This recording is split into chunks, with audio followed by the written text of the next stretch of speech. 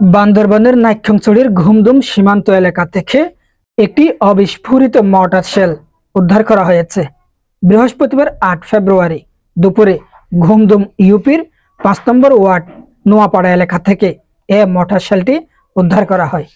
স্থানীয় সূত্রে জানা যায়, দুপুরে নোয়াপাড়া এলাকায় পরিত্যক্ত অবস্থায় অবিস্ফোরিত মর্টার শেলটি দেখতে পেয়ে স্থানীয় প্রশাসনকে খবর দেয়। পরে বিজিবির সদস্যরা এসে মর্টার শেলটি নিজেদের হেফাজতে নেয়। ঘুমদুম ইউপির ৫ নম্বর ওয়ার্ড সদস্য আনোয়ার হোসেন ঘটনার সত্যতা নিশ্চিত করেন।